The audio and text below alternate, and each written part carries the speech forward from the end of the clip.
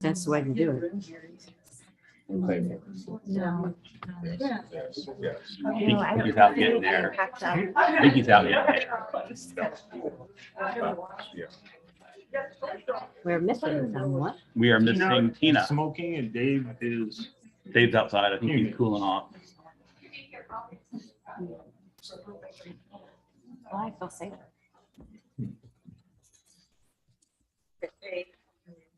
Gotta wait. You know.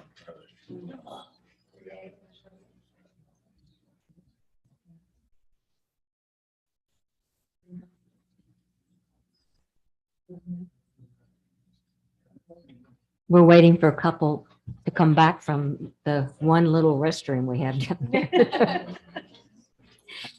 Everybody has to stand in line.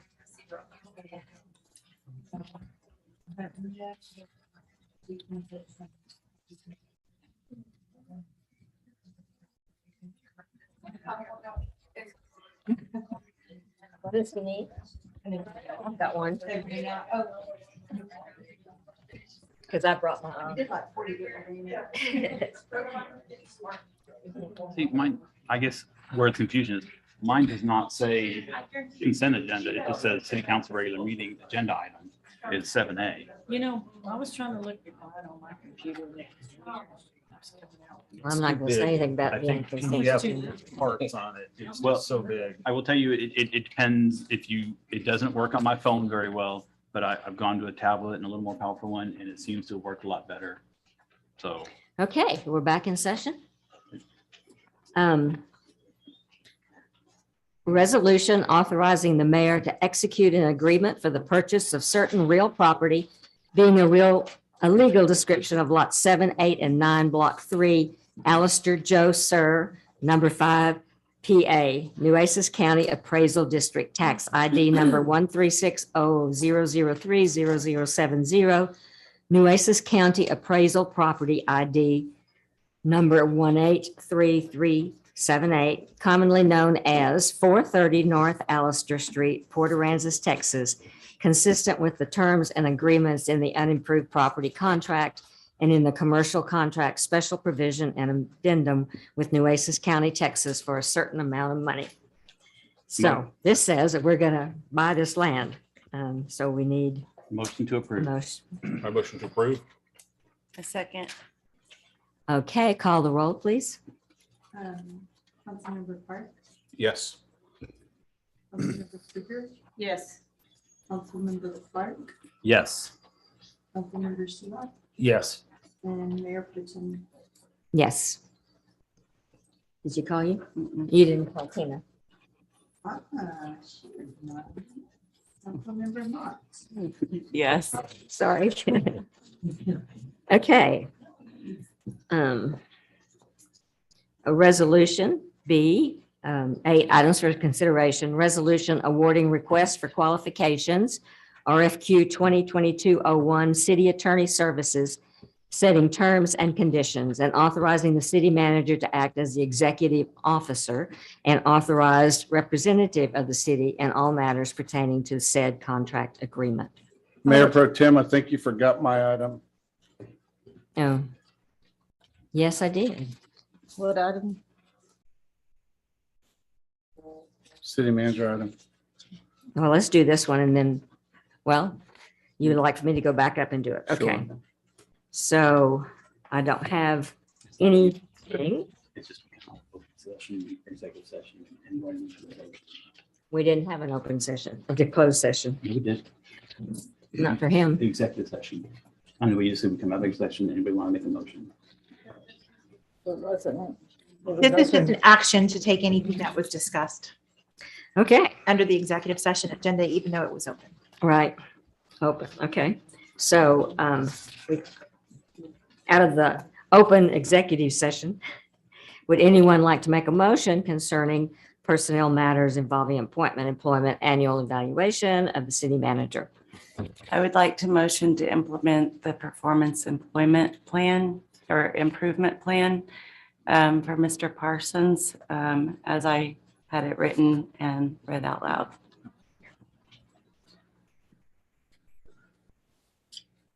Is there a second? Okay, is there another motion? I would like to amend that motion to focus on anger management classes or an anger management behavior I'm improvement. sorry, is that an program. amendment or a new motion, sir? I'm sorry. Part of hers is the I know, anger but management. her I don't motion dies. think Let's do a new one if we're gonna do that, Make sir. a separate motion. Yes, please. Okay, I'll make a motion for anger management for the city manager and milestones for the next 30 days. And how will we proceed with that? Do we come up with a plan or ask? Do you have any idea, TML, what they have for anger management? Yes, the TML does have classes, but I think that could be something we engage with the city manager. Perhaps he can come up with his own idea of what he should be able to accomplish with himself in the next 30 days. Does that need to be a motion then, or do we just recommend that? So I think that's, Yeah. you're asking for anger management classes and you've asked for milestones. So perhaps there's a reevaluation of those milestones involving anger management within the next 30 days or 30 days thereafter. And again, if I'm the only one sitting here that thinks that there's issues, then No, it's my problem. no, I think everybody agrees. I'll Anybody- second the motion. Okay, it's been moved and seconded. Call the roll. Councilmember Mott, Yes. Councilmember Seeloff, Yes. Councilmember Kruger, Yes. Councilmember Park, Yes. Councilmember Holt, Yes. and Councilmember Clark. No. Just because I don't think that should be a recommendation, not a motion, but that's my fine. Okay. Now we will go to section 551071, right? Is that where we are? No, 551074. 8B. What about this? 8B. Oh, yeah. We did- Okay, I'm sorry. You're right. You go backwards. Okay, now we're on a resolution awarding requests for qualifications, RFQ 2022-01, City Attorney Services, setting terms and conditions and authorizing the city manager to act as the executive officer and authorized representative of the city in all matters pertaining to said contract agreement. I would like to approve this resolution 202201 with amendments. One being mayor to sign said contract agreements mayor to sign said contract agreements.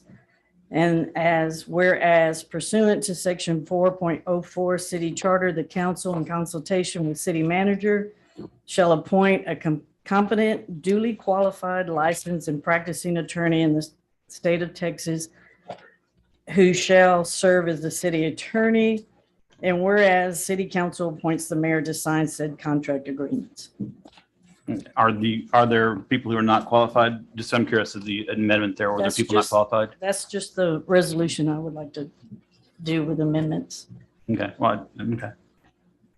I think she's just quoting the charter. Is that correct? Yeah, Well, I just that's didn't the realize that there charter. were unqualified applicants, It's a charter. It's 4.04 in the charter. right? But we don't quote charter every time we make a resolution. Did But that's- somebody get that? Yeah. Did you get it? Yes, ma'am. Okay. Well, I think she's trying to curl it. Let me see Well, I that. said I just don't understand what that was. I guess I don't understand the amendment. I guess that's kind of Well, the clarification I'm asking for. resolution is basically giving the city manager. It's the mayor to sign said contract agreements. Right. And then whereas pursuant to section 404. And then whereas the city council appoints the mayor to sign said contract agreements. Okay.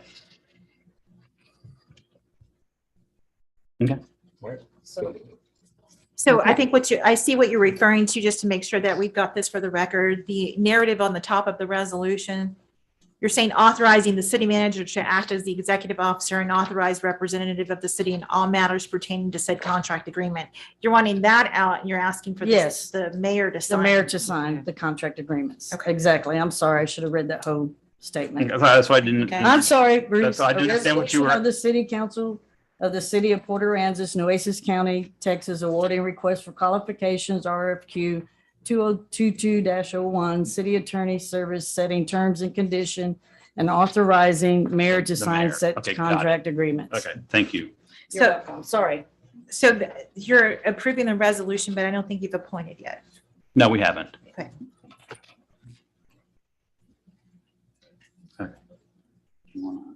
So we just need a second. Well, we haven't made a motion yet for who we're going to nominate. Otherwise, we're just. Right, So she's changing the changing the wording of the Right, but resolution. that will be read when we actually make a motion to Now we award the Okay. need to contract. Speak with some of the attorneys. Yes. Is that what we need to do, Roxanne? If you'd like to talk to attorneys, yes, Yeah. sure. Yes. Okay, we have several attorneys here from, you received 6 RFQs. We have representatives here in person from 4 of those firms, and we have 2 of the other firms that are available via phone. And who are the ones that are here?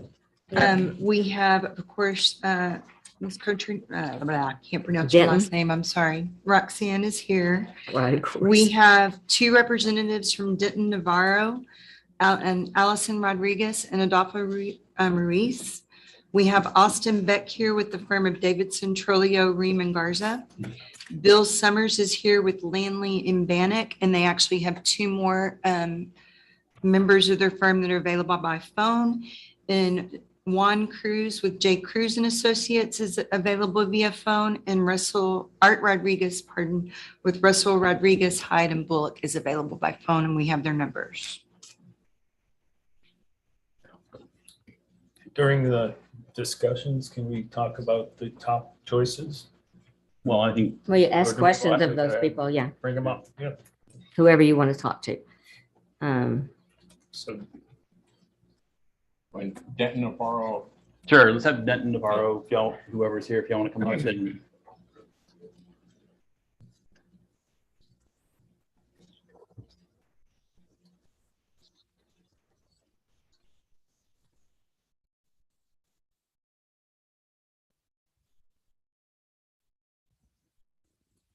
Good evening. Nope.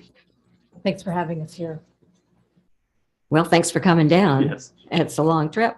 Well, I came up, actually. Okay. I came up from. You were from the Arlington, valley? And he came Okay. down, so we Okay. met halfway. Okay, and what are your names? Adolfo Ruiz.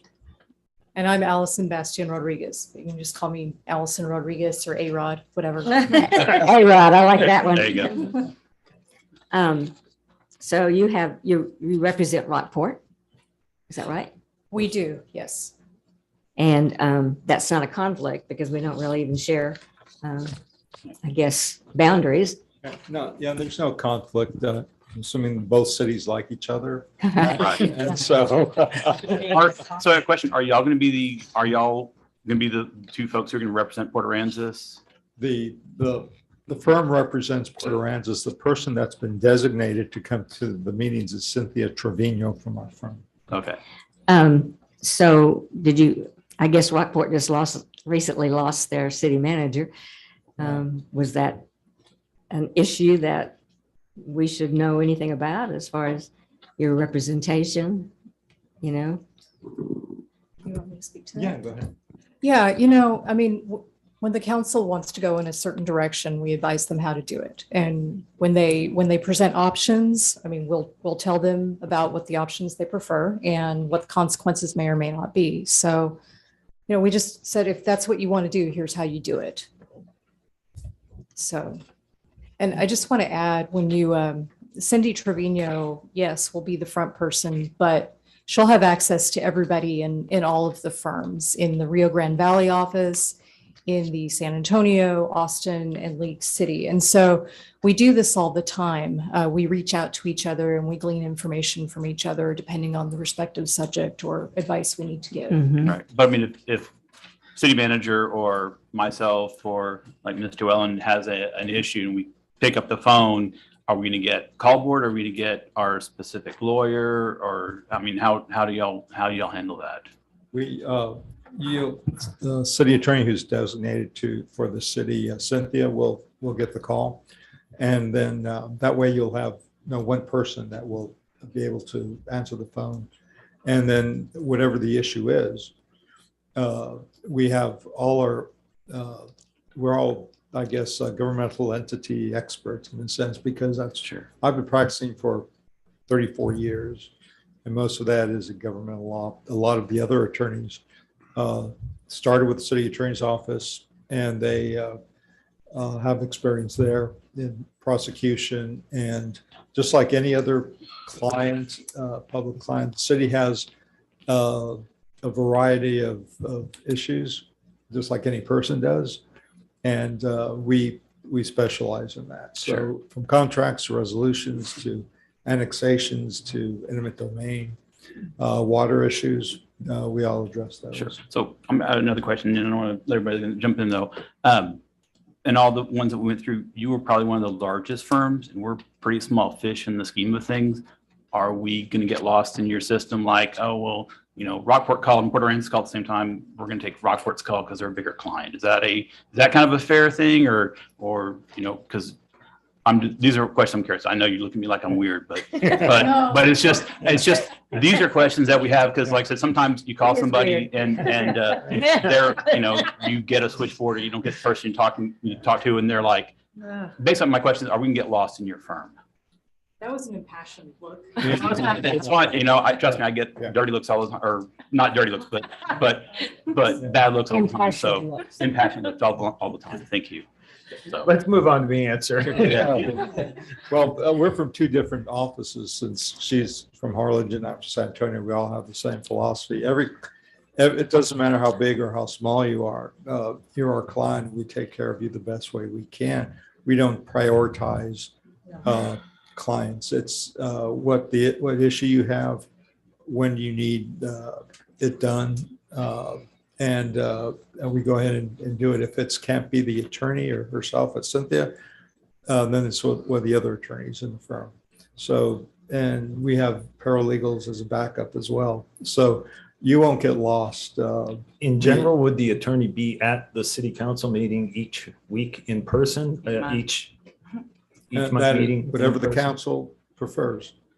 Or Zoom, can you Is do there a that too? difference in charging then, or, I mean, It's call in versus in person? Yeah, and the one example I have is I was city attorney for the city of Alpine, Texas. Oh, boy. And that's a long That's a way long to- ways out there. So this was before the, I guess, the COVID matter, but I appeared on the TV screen behind you, and I was in the regular council meetings and executives. We switch over to another program where, but yeah, and it saved. You know, I had to go there a couple of times personally, but most of the time it was handled through, you know, I don't know if it was Zoom back then, but yeah, I was able to hear and I was able to answer any questions. So you said it would be Cindy Trevino, was that correct? Yes. And Cindy where is she Trevino. located? Where does she live?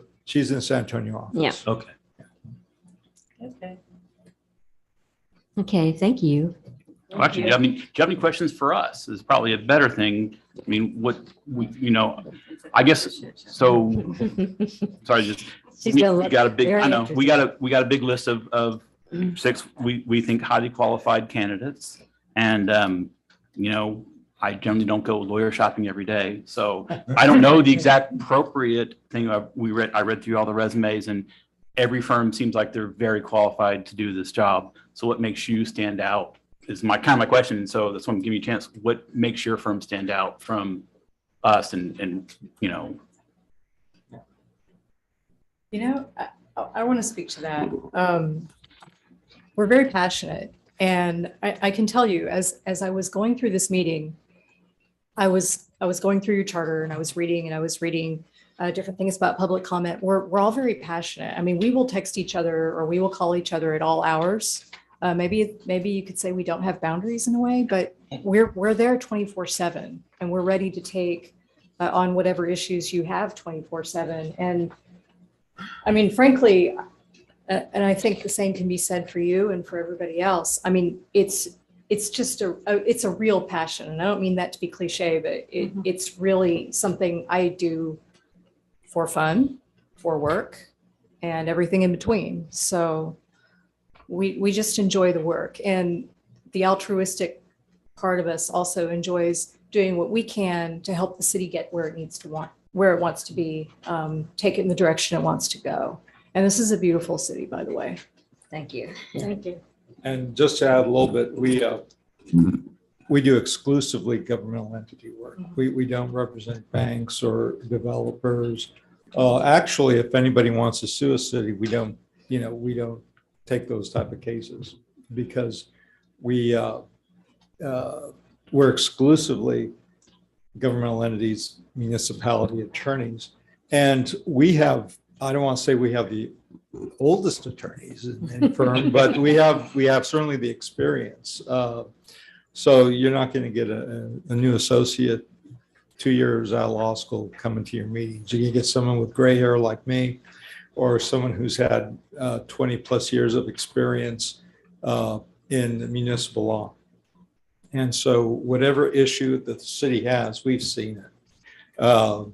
There's few surprises that we do get surprised at some issues, but we've seen most of them. So we're I would like to say the most experienced, I think, because of our attorneys that deal with municipalities. Okay, thank you. Thank you very much. Thank you. And since people came, I suppose we should let each of them speak a little bit. Davidson. Hello. Hi. In front of the mic. My name is Austin Beck. I'm here with Davidson, Troilo, Ream, and Garza. DTRG is another way we Right. abbreviate it. Easier. Yes, ma'am. We're based out of San Antonio. We have a smaller office in Austin, but the main operation is in San Antonio. I got a general feel for the questions you all wanted to ask. If you want to ask me again, I can, or I can just kind of touch on those different topics. So with regard to communication with the council, I would be the primary contact for you all, but very much like our friends at Denton Navarro, the city, by hiring us, gets access to the whole firm. We are based in San Antonio. The municipal law section operates under Francisco Garza. He has served a number of different cities, and he's very, very experienced. He's kind of the first one we'll go to if we need to figure something out. But within the firm, we've got more or less experts in pretty much any area that the city would need. Water law, real estate. Jesse Lopez wasn't able to be here tonight. He had a conflict with another meeting, but Jesse would be, working with me to handle whatever y'all needed. And his area of expertise is, real estate, land use, that kind of thing. But we have pretty much someone in-house that knows a little bit of everything, and we're right down the hall from each other. Sure. A lot of work gets done just face to face, which is really nice. I have loved working there in the time that I've been there. It's a family environment. Everybody works really well together, and we are all ultimately working together to serve our clients. With regard to the size of the city, yes, sir. No, I'm sorry, I didn't catch your name. My name's Austin Beck. Austin. Okay, so it was Austin. Austin Beck. Yes, sir. Okay. Can I ask you a question real quick? Yes, sir. Sorry. So I read the thing that says you represent a lot of the local areas, and I believe Ingleside is one of your cities. So do you see any similar issues like dealing with the port? Have y'all dealt with the port in a favorable or less favorable situation? Because it seems like we've had a lot of dealings with the port. Sorry, y'all get specific questions, so don't think you're all getting off on the same easy question. So I'm just curious as to how have y'all dealt with the port? Have y'all dealt with the port, and how did that go, or how did that work out?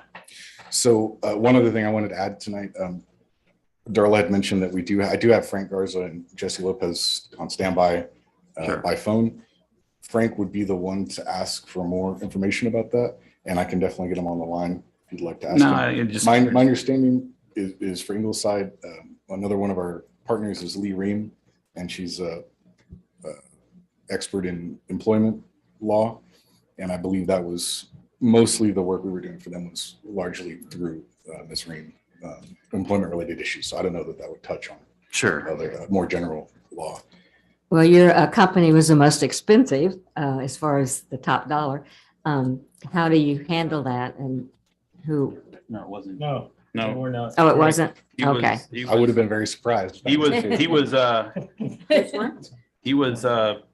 third. Davidson. Yeah. Oh, okay. So that Third. was- He was third, number 3. Okay. I was going to touch on the size of the city. So I personally, after law school, or since law school, I've only represented public entities. I became a lawyer to represent public entities. If we are doing our job right, we are ultimately saving tax dollars by avoiding litigation and avoiding, penalties and other issues that get raised. And that's my whole goal in life is the more tax dollars we save, the more money gets spent on things that people, Sure. the money should go towards citizens and not more lawyers, more legal Right, fees. So right. that's why I do this. I believe the other attorneys you're going to hear from today, I don't think you enter this line of work unless you have a genuine passion for representing the public entities. Similar to Denton Navarro, our firm doesn't represent any entity that is adverse to a city. So that's just not an issue that comes up. We represent, some of our attorneys do represent the occasional private client, but the vast majority of our work is all public entities. We have a large utility division that deals with utility related issues. And then we have the municipal law section. When you say utility, like with the water department or like cities fighting the water department? They would be representing like a utility company, like a public utility, water provider. Lots of cities have that, I guess. Yes. And there are other entities like water Gas is districts and ours. things that aren't municipalities, but Yeah. Sure. so. Okay. Anybody? Okay, thank you. Thank you, sir. Okay. Well, no, you Yep. want to say something? I was just going to mention the size of the city issue. So I personally have represented the city of Sabinal for the last several years. I assist with representation of all of our clients, really. I work with Frank and Jesse, and it's really a team effort. As far as responsiveness goes, though, I would be your primary point of contact. And as far as the reason you asked, kind of the reason why, to not worry about getting lost in the shuffle as a smaller city in the grand scheme of things. And I can tell you that the work I do for Sabinal and our other clients, you all would definitely be, in my personal day-to-day would be, a focal point, and I would be, available to help. And I think that's the beauty of going with a firm rather than, a single attorney, is that you do get the benefit of all this expertise, even if it's being communicated through me. You would have access to, and I have access to, because, new things come up all the time, and we have people that are experienced and able to. Well, your note or my note of your firm was a good size. So I mean, not like a very large, but just like it's a good size. We're So, a mid-size firm. Like I said, most of it's in San Antonio. And I'm from Corpus originally. Grew up there, so I have spent a lot of time in this area. Sure. And I, definitely want to see this area do well, and, be personally invested as well as obviously professionally invested. So, Sure. if y'all have any more questions, or you'd like to hear from Frank Garza, who's the principal shareholder, we can certainly make that happen. Thank you, Austin. Thank you. And we have another representative here. Yes, That would be me. Nope. that would be you.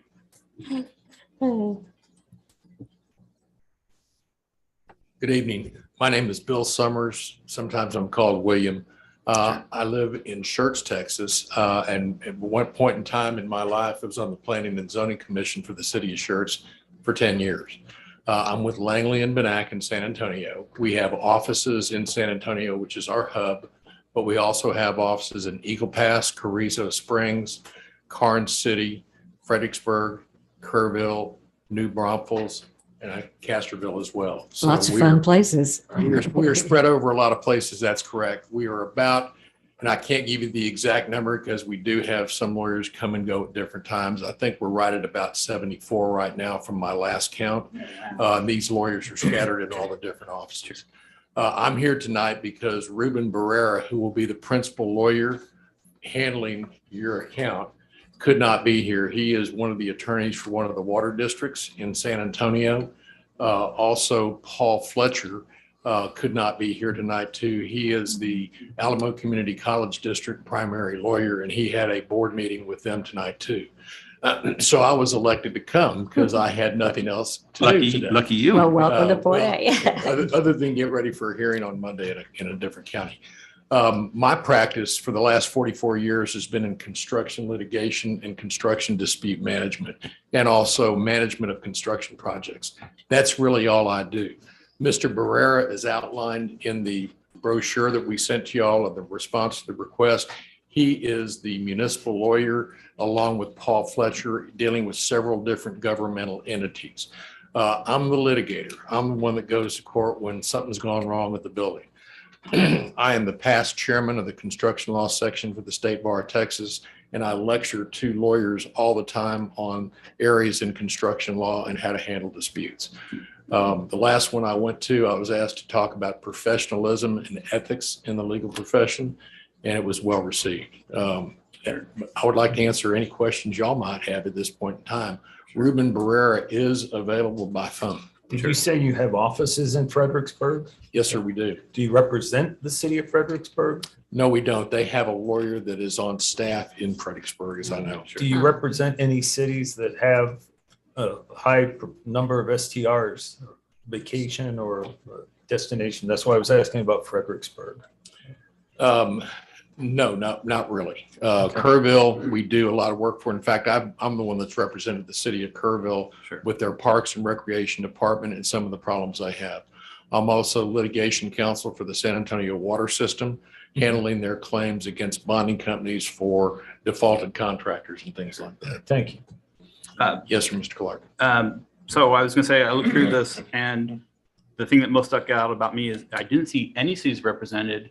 And that may not be a fair statement. I don't remember seeing any, but it seemed like y'all did some really massive projects. So like if we were gonna do a pipeline or something, y'all would be the company to call to represent that. Yes, sir. That would be Mr. Barrera. He was involved heavily in the pipeline projects. I'm not sure why. I think y'all also thought y'all probably had one of the most qualified teams. I also just thought that y'all were probably not the firm just because y'all are like, we're looking for like a city attorney and not a project firm. That was is that a fair statement?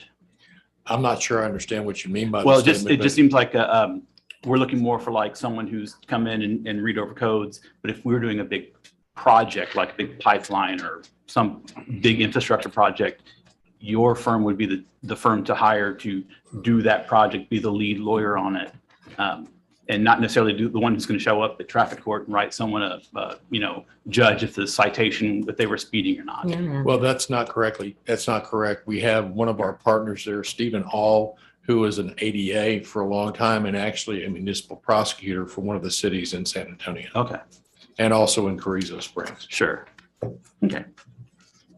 Thank you. Okay. Thank you. Any other questions? Appreciate you coming. Yes, ma'am. Thank you. Okay, and then Miss Pais Contrario. Corneo, would you like to come forward? Hello, my name is Roxanne Paez Cotroneo, and I have had the pleasure of serving as your interim city attorney for about, I think, 6 weeks, 5 to 6 weeks. It has been an honor. Thank you so very much. I have been an assistant city attorney for the city of Dallas for 14 years. I started off as a young prosecutor and climbed my way up to one of the top 3 executive assistant city attorneys in the office. After being that in Dallas for 14 years, during that term, I was also a special assistant United States attorney for the Northern District of Texas for about 8 years. And then I was ready to be the city attorney. And so I went to the city of Harlingen, where I've met many of the people of my colleagues here today. So it's very nice to see them. I was a city attorney in Harlingen for about 4 years, and soon thereafter decided it was time to open up my own little law firm.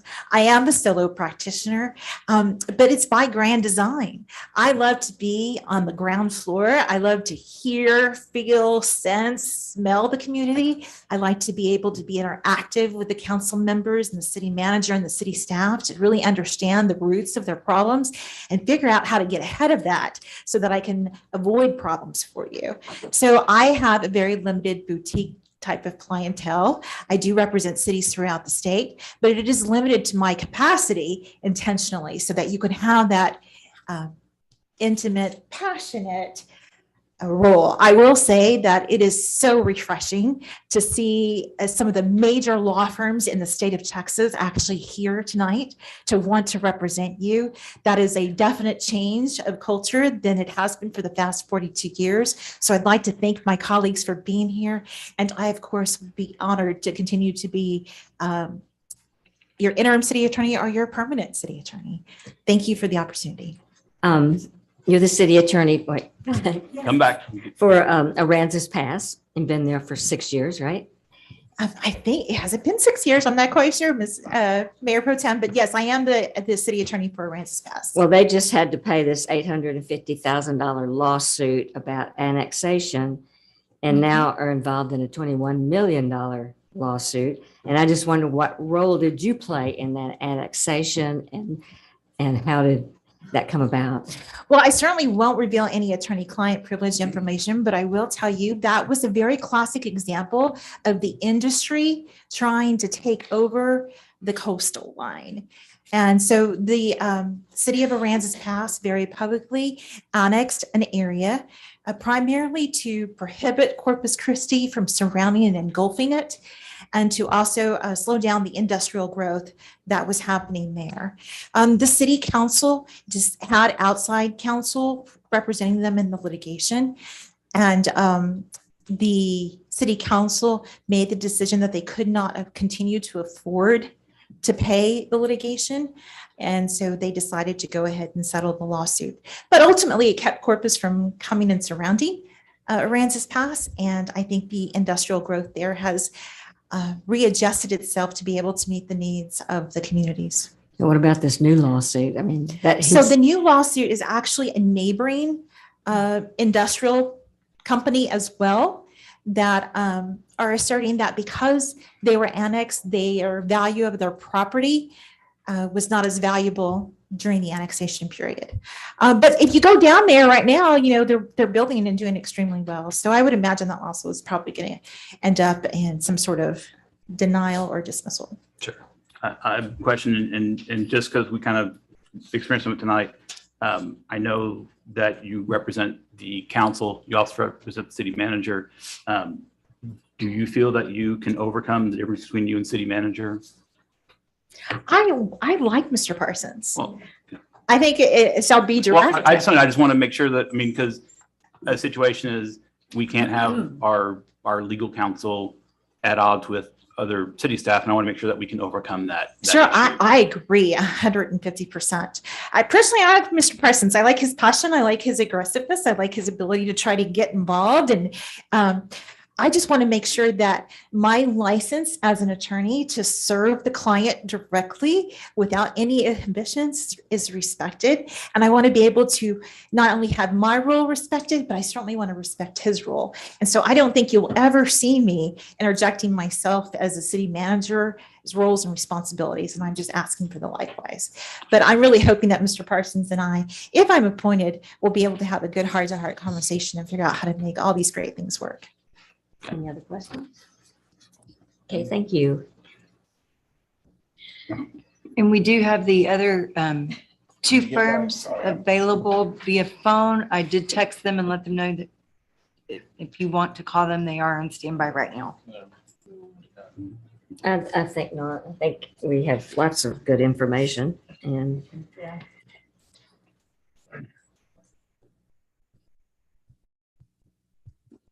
okay, so we throw some nominations out, or how do we you need want to, yeah, Okay. make some. You want us to do two? Okay. Well, I mean, you want to do two, I or you think want to? just someone throw one out at a time. Okay, so that's I'm how gonna. we do it. Sorry, I'll throw Denton Navarro et al. As my first choice. Are we all putting out choices? Are we going to have a motion that Are we making a appoints someone motion? and vote on that? That would be the way to go, I would think. Mm-hmm. Well, I guess we could do poll first, right? However you want to do it. We've done that before. I think it'd be best for the motion and then a second and a vote, and then you can. Yeah, you can just keep working through until Okay. you get someone that hits Okay. 4. I'll make a motion to appoint Denton Navarro et al., subject to Ms. Kruger's addition or preamble. A second. Can we call the roll? Yes. Councilmember Kruger, No. Councilmember Clark, Yes. Councilmember Mott, No. Councilmember Seeloff, No. Councilmember Park, No. and Mayor Pro Tem Holt. Yes. Okay. Motion fails. Okay, now, someone else. I'd like to nominate Roxanne. And that was Park. Parks, is there a second? I'll second it. Give me just a second. I'm not, this isn't on the, don't have enough paper for that. Okay, so I'll call a roll on that. Councilmember Kruger, Yes. Councilmember Clark, Yes. Councilmember Seeloff, Yes. Councilmember Mott. Yes.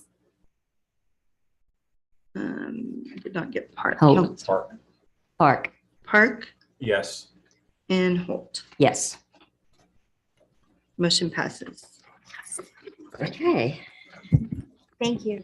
and thank I you would all. like to thank all the attorneys that came. Thank you very much. I mean, it was very enlightening to see the amount of really good talent that is available. Thank you very you. much. Thank you for your time. Thank you. Thank you, guys.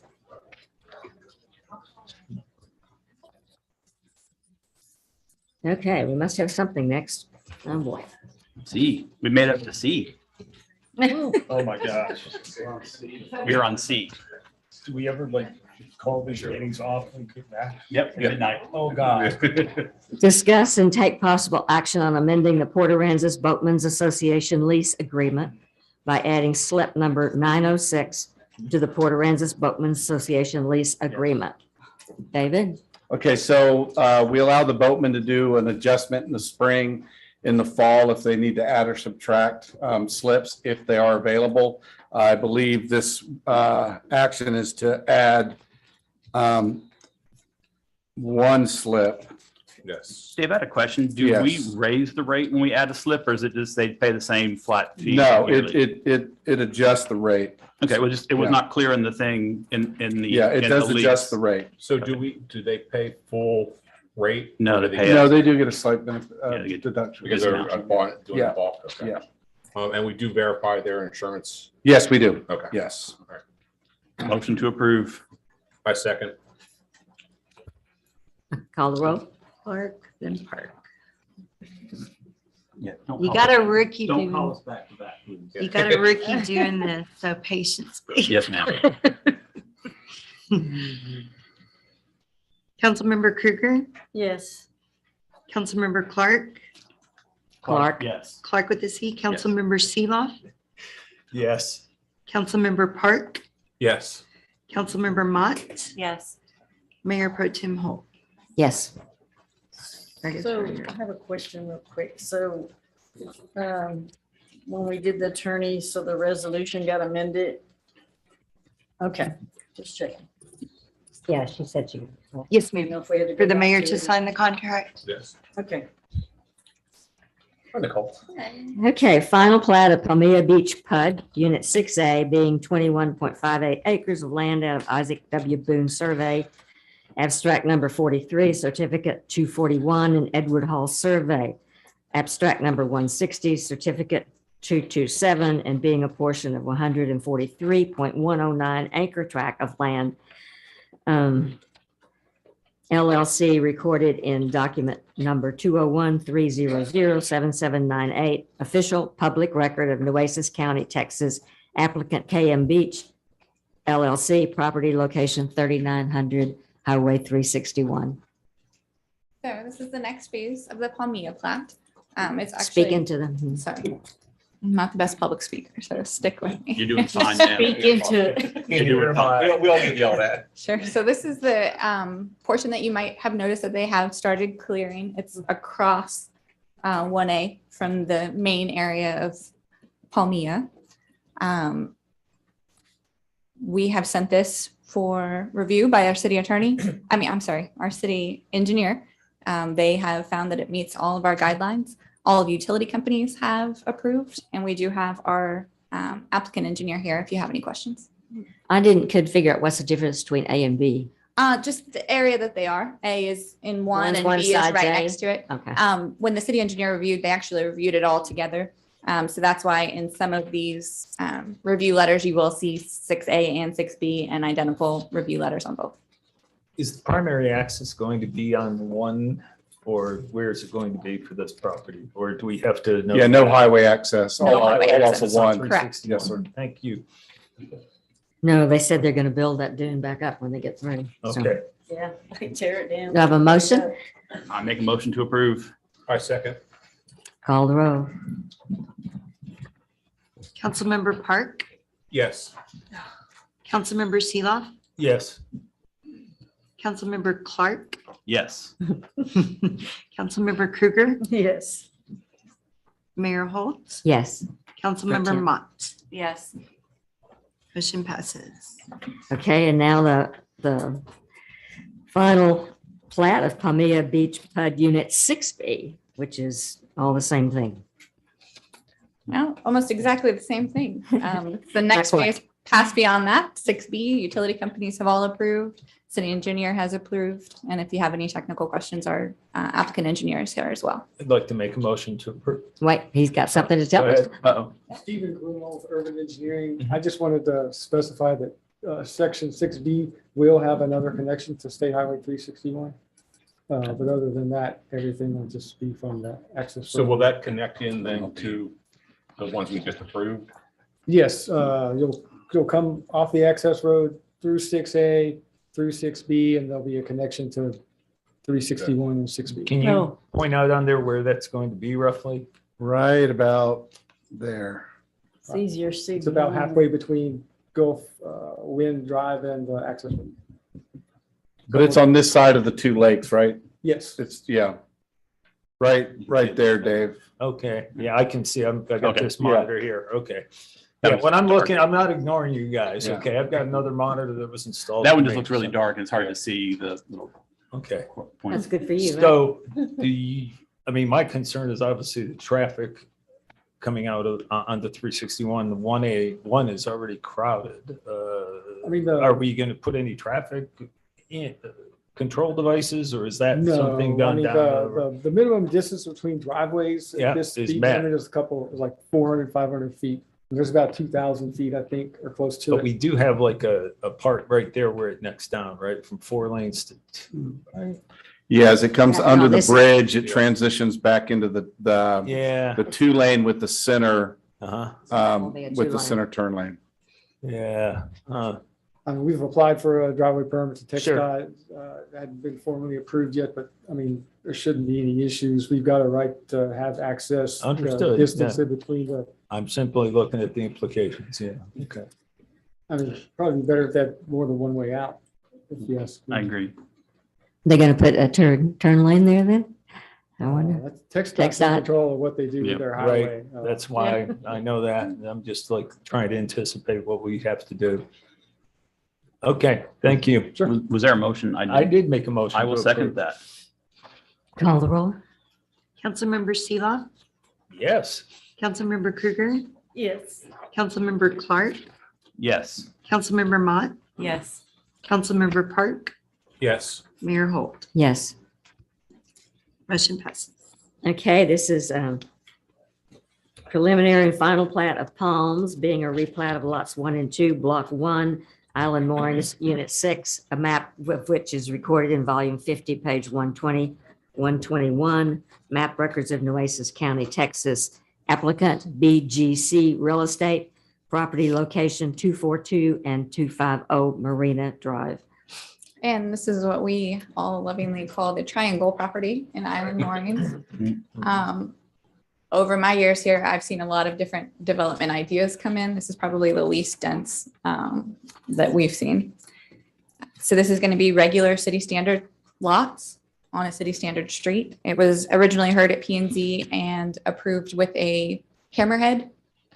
They were asked to revise that and bring it back as a cul-de-sac. So that did go back to P&Z, was approved as the cul-de-sac. Utility companies have approved. Our city engineer is also approved. So I don't understand where there's some lots that there's no access to. So what are they going to do?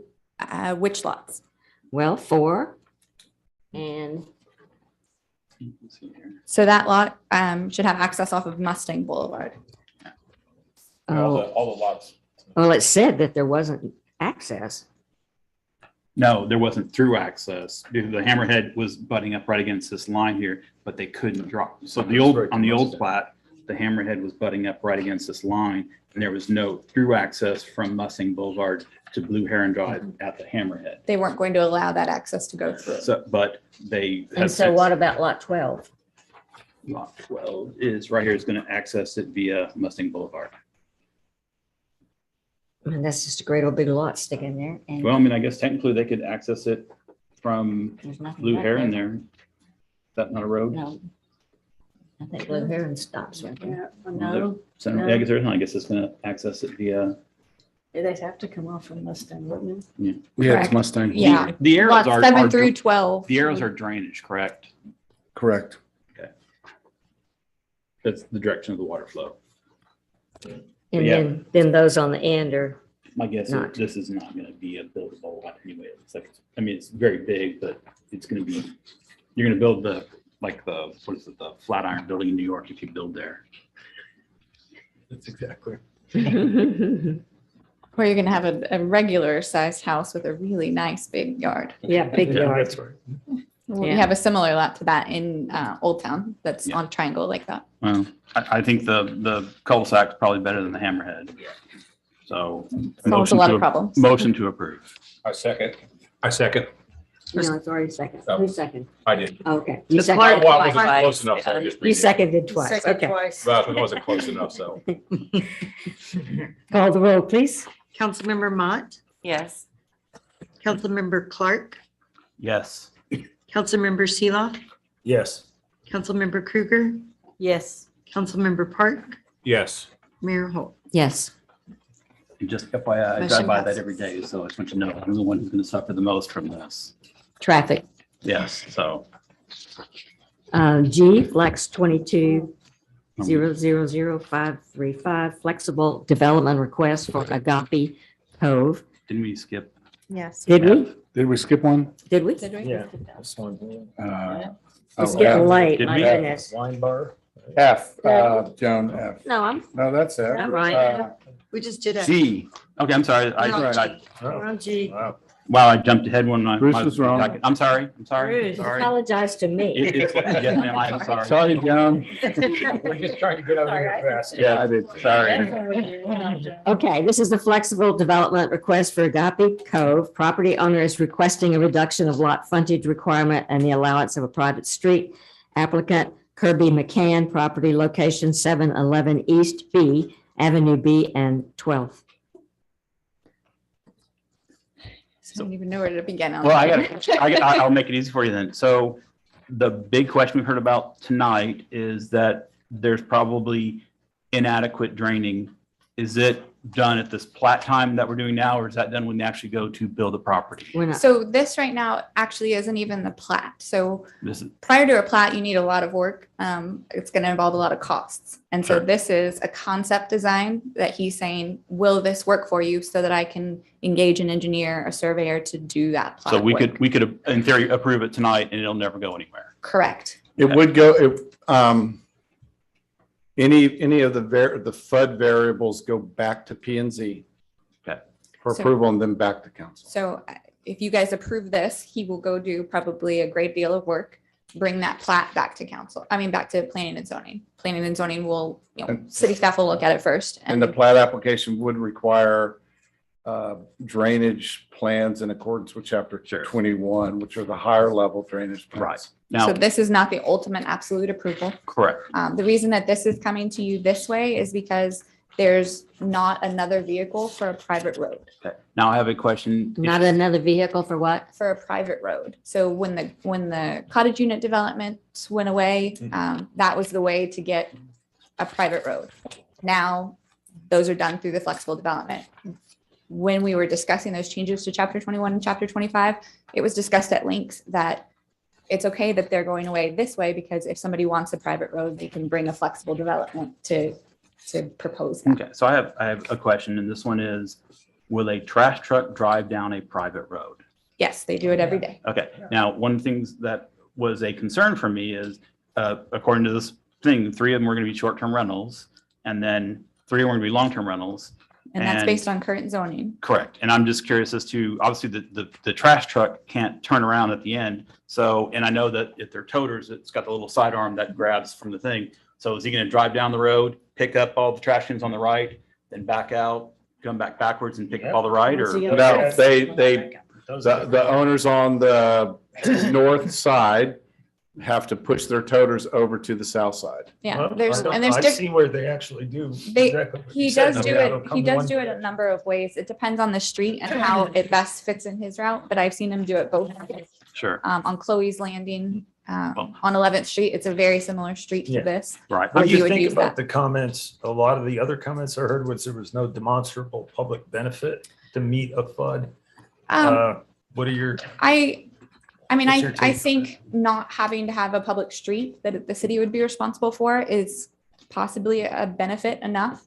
To have that permeable surface that's not, not a 50-foot right of way, that's a smaller right of way. I have a question. Why wouldn't you not do a FUD and just go ask for a variance? Or that's just not including the street, or? I mean, a flexible development is very similar to a variance. That's what I mean. So why wouldn't you just? do Because this flat is, and this make is it a one council variance? meeting, variance goes to the variance board, and then would it come back to city council, or would it? Because it would go via. this a quicker vehicle? I'm not sure if the Board of Adjustments could approve a variance. I'm not sure that that would be in their realm. So I think it would be a And they know variance what that they would do? still go to planning and zoning and council, similar to what you're doing now. and then Kelby also mentioned that you just put a road all the way in and you wouldn't need a variance. Is that correct? Correct. So there's one option there that meets. It's C, right? Correct. Option C that meets our current ordinances. Now, we haven't had that reviewed by a city engineer because we're not at that stage yet, but according to city staff and what we've looked at, it meets current city ordinances. So we believe that he could build that option without. Yeah, any that's the one input. where he extends 12th Street It meets at city 50 specs. feet. And would he have to build that straight? And If he because it wants doesn't have the length, he doesn't have to build a cul-de-sac head.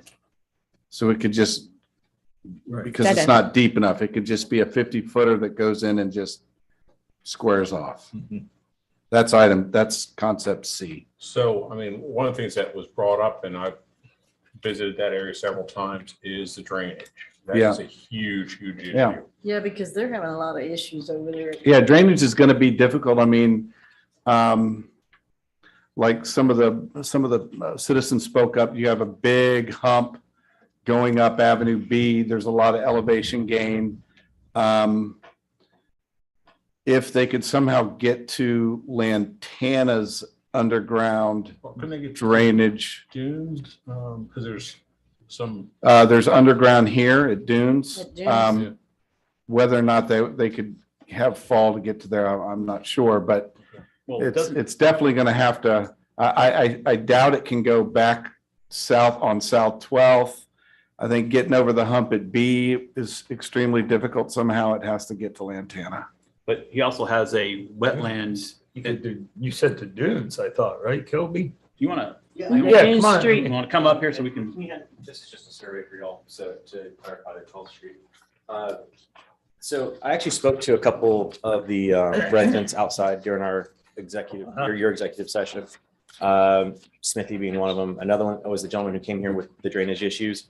And they were unaware of the process. They thought that this meant I could do whatever I want once it was done. And I explained to them that, no, this is not the case.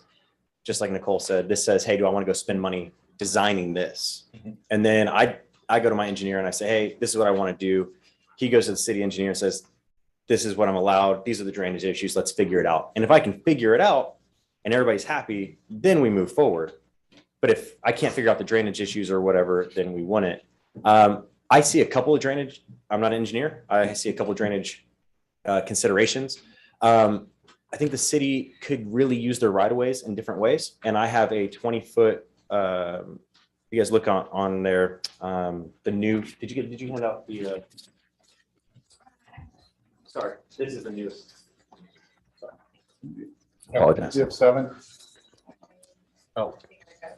If we just need to, every other, we can. we'll Is it share. D that we're looking? Concept E. This has. These are like all the same. I've got Yeah, D. so this one, there was a change at P&Z. They wanted to see that. Same. Yeah. I think they're confused about it. Is it the same as A? Very, Looks except like for A. except for the 20-foot setback. Here. Yeah, concept E. Oh, I see. There's a little bit of setback different than. So the comment was, so a city road is 50 feet wide. And generally that consists of a 28-foot piece of asphalt or concrete or a 30-foot, and then you have 10 on each side, which is 50 feet total. And so what I talked to P&Z about was, okay, well, 50 feet's the number. Let's keep it 50 feet. I'm not going to try to take or add away from that. So we have 50 feet going down all the way. So it's the same size as the city road. It's the same setbacks as there would be on a city road. It would have the setback and the building line. And we've just carried that all the way across. And so we have 20 feet of building line, which means nothing can be built, right, in there, all the way around the properties or around that road.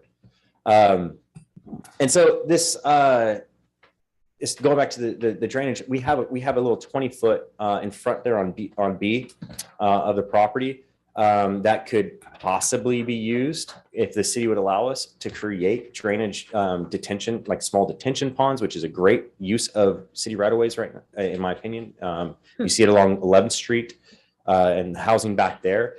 You can also use cross-sectional detention, which is another option. I've been using that recently when we're designing the SIP yard. And then you have, and that's what Austin uses, is a lot of cross-sectional detention.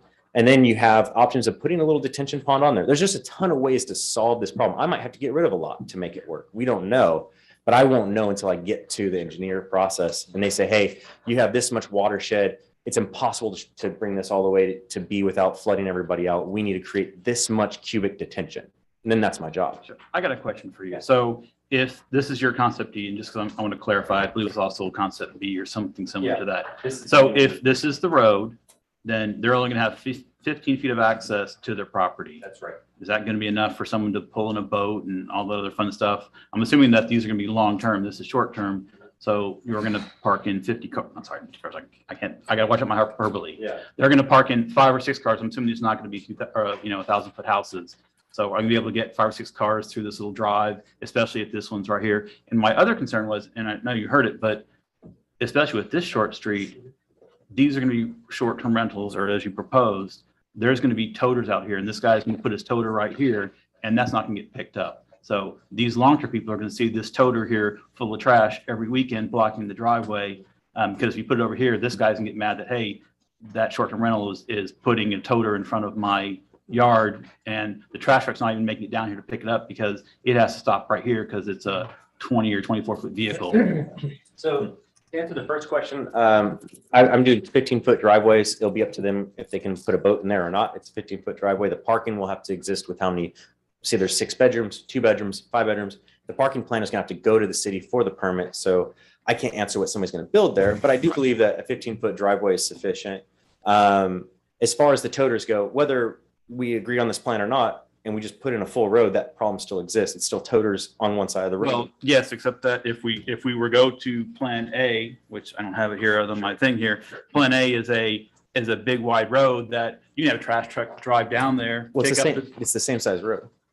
Well, it's a 30-foot road either way. It looks like a larger road because a city road includes right of way. So I just didn't delineate that well, but a road, I should say, the road is still going to be pavement of 30 feet. It's still gonna be a 30-foot road. Sure. And so the toter and the trash situation, I mean, I live on Whispering Sands and the guy has to back, all the way down Whispering Sands to get my toters. I think that's a problem between us. You live and- on the skinny end down there. That's right. And then everybody's parked on the streets. Right, So but that's a I'm problem. just trying to think about for future city council is gonna have to come up here and hear complainants to say, hey, the short-term rentals are not getting the trash picked up and the place is a mess and what you can do about it to fix it? Why do you let this happen in the first place? Sure. I'm just trying to be that guy who's like. Well, I'm also wondering how you're going to get all this permeable space if it's all parking lots, unless you do permeable parking. Yeah, and so that's what I'm trying to get to is it's a non-buildable zone, so that creates at least some permeability whatsoever. But I would we can say that, permeable pavers, we can say, I'm all about permeability. You're gonna see that in the SIP yard, that's my thing. And so. It seems like that would be the best thing to do. And, there's a townhome development there on Dunes and they did cement pavers with grass in between all of them. They're attractive, aren't they? Yeah, and I like it. I've seen And we can even, say that's a part of an amendment that you guys want to put in there. That's fine. But in the end, that won't solve a drainage issue, right? It's just a plus. That's right. Really, It's a plus. I know what B is because I live it in Whispering Sands and there's only a few fixes for that. One of the things that I hate about it is basically we're saying, well, private land is now detention land, right? Like I'm suffering for other properties and they want to use my property for detention. That's what I'm hearing. Right. And So I think they want the city to buy your property is what I think I heard. Hey, everything's for sale. Everything's for sale. Yeah. So. But with this specifically, I'm going to be at the behest of the city engineer to make it work. And that's their job to make it work. And I'm not sure that that's what y'all want to hear. Entertain a sale of the property. Of course. Of Yeah. course. Yeah. Shelby. So is this? Oh, go ahead, I'm sorry. Is this a property that the city would be interested in purchasing in the future, do you think? I don't know. This would be a property that the city would apply to a federal government to get a grant For as a wetland. green space thing. Or And then for would flood have to do it, control. but that's years down the road. I don't know if Mr. McCann wants to wait that long. Probably not. How old are you? Getting older. I tell you what, too. I'm learning a lot. It is something I that have a has come up question. during the hurricane. Sorry, Sure. I'm just finishing. It was something that came up during the hurricane because there were some houses that were in low areas Mhm. and there was an option for the federal government to buy them out with conditions they would never rebuild on that property. I don't think anybody, or maybe one person took them up on that. I don't remember the exact details, but that is a possible option. I also remember they don't pay top dollar. Yeah. Any Yes. chance of it all being R1? No. Because I already have the zoning and, it's hard for me.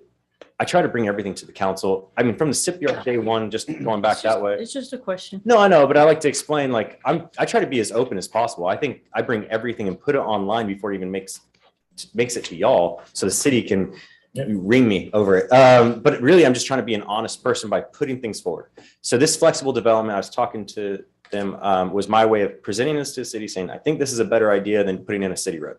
That's all it is. It's like, we can put in a city road. I think this is a better idea. This is the only way to do it.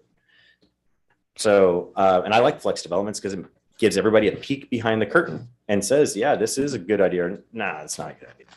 So Nicole, go ahead. I'm just, what are we agreeing to if we approve this evening then, Nicole? Your motion would be, planning and zoning, they had a split vote. So the motion was made for option A with the change to the setback. And it was a 3-3 vote. So that recommendation just comes to you split like that. Option A was the smaller setbacks and the bigger setbacks, sorry. The smaller road and 20-foot setbacks, is that correct? Correct. Preferred, well, this says preferred lot, design and layout, largest lots, least non-permeable surfaces. Lots 4 and 5 will be restricted to building to behind east and west 20-foot building line. And then they made an amendment to that, and that's what you're seeing in option E. So this is option E Option E is the is planning and zoning's recommendation. option A plus the changes that the planning and zoning Okay. had their split vote. So Was this still a split vote when it got to E? So option E is coming forth because he made the changes that they requested of him for option A. So they didn't see option E, but they requested option E. I do have one question. Would you consider, because right now you have 3 and 3, three STR, 3 long-term. Would you consider a 4-2 split, like 4 long-term, 2 short-term? Well, I'd end up violating some, well, I have LOIs and I have things I have to deal with people who have letters of intent on the. Okay. And so that'd be tough. And also, like, I don't think you guys are, I think we're underestimating. You're not underestimating the drainage issue. It's going to be expensive. So to solve that problem, if I'm going to drain the dunes and that becomes the solution, you're talking a lot of money. So Yeah, but if you want to build it, that's what you gotta do. yeah, no, absolutely. I mean, but I have other Just ask a question, solutions yeah. after that. Yeah. The short-term rentals are already got options on them? Yes. Yeah, they do. And so I would buy a house and then put it up for short-term rental. That's what they want to do. Well, I can tell you that 2 of them aren't actually short-term renting it. They're living there, but they want the increased value of the property compared to buying a long-term. And so, I mean, they could flip it. I can't tell you exactly what they're going to do. That's the information I've been given. But it won't be like that forever. 2 years, they can change their mind. And so it's just really, people do rent out $1.8 million homes, but I don't know if, I know these 2 individuals aren't, you know, and So you have a letter of intent on all the lots? no, I am missing 2 long-term intents, but I have 1 long-term Okay, intent. because you said you might have to use one of the lots. to do Yeah. something. Mhm. Joan, can, Or I can, well, that's the other thing, like when the engineer designs this, lots might get smaller to provide a detention pond, right? Which is a really good way of detaining water. And it's a viable solution used in municipalities all over. And so it just depends on what they say. I got a Joan, question. I'm sorry. can Luke say something or? Well, Okay, Kelby, never mind. just so She said You're- no. you're right here, and I don't know if this is accurate or not, but these are showing these as wetlands, although it says interdunal or inter. So are these something we have to mitigate, or are these wetlands that you just can't build on? Is this even accurate, I guess is my question. So I don't know where this came from, because it looks like it's yours, but maybe it's not. Before I purchased the property, well, technically the lower property, and the previous owner of this property, Katrina Jenkins, did a wetland permit on it to make it more valuable and to sell it, because nobody was buying it, right? And so we encouraged her to do a wetland permit, and she did. And it came back non-jurisdictional wetlands. When was that? When was that? It's changed. Oh, yeah, right. So a non-jurisdictional permit lasts for 5 years. So, and it was last year. So we have 4 years. And to execute that permit is to just remove the dirt, and then you've executed the permit and there's no longer that. But they are considered non-jurisdictional because they're not connected to a WOTUS, which is a water of the United States. And they have no like interconnectivity. Yeah. So, and I mean, I guess besides not wanting anything there, I feel like this is the best case scenario. Like some people said, I wanted to build a hotel. I don't want to build a hotel. If I wanted to build a hotel, I would have done it on the 2 acres below, right? What I was saying is, had somebody else came in contact with this property who had the idea of like, I don't have to put residents here. It's TR property. I can put overnight accommodations. What's that per acre? Does anybody know that answer? It's 23. So that little TR2 section has room for 13 overnight hotel residences. Now I'm going to throw this at city council because you probably want to look at this. Condotels. We really like you guys to look into this in your city ordinances later. Because I can take those 13, make them look like a townhome, feel like a townhome, and just call them condotels, a hotel that you then own individually. And that is a loophole that will be coming, not from me, but you really need to look at that. It will be coming from somebody. Condotels. So option E was not Hey, you better watch it, guys. not presented to P and Z, correct? So option Maybe the E, condo thing is option bad. E is the adjustments that P and Z Right. Where it made, should be option A. limited. Right, but Your it visual has not alternative. been presented back to. Well, no, they said do They said option C do with these option- changes. Option A and make this change. Okay. And so he Well, it threw seems to that me out. like you can limit. So did all of P and Z see that? No. So They the members. all- They voted like that. 3-3 I to know. approve option A with that change. I didn't hear that. And so it's really just a question of, do we do a city road full length all the way down, or do we shorten it? Like that's where we're at. And I hope y'all see the merit in what I'm trying to do. If you don't, I understand. Do my best. So if approved, this goes back to P and Z. With a drainage. So we're approving a plat tonight, is that correct? No. No. Not No, you're approving a approving a plat. FUD Okay, well, she said it goes back to P and Z with a plat, or as a plat. as As a a plat got it. under Okay, subdivision sorry. You were 21, the which P&Z requires guy. a Well, I full-blown misunderstood. drainage plan. I misunderstood. I thought we were agreeing. But they would have denied it immediately because it doesn't meet code, right? They would have said, nope. Well, I understand. Yeah. I misheard, so I Oh. was trying to clarify. Sorry. But you know what? Let's just go with this and see what happens. I make a motion to approve concept E as presented. A second.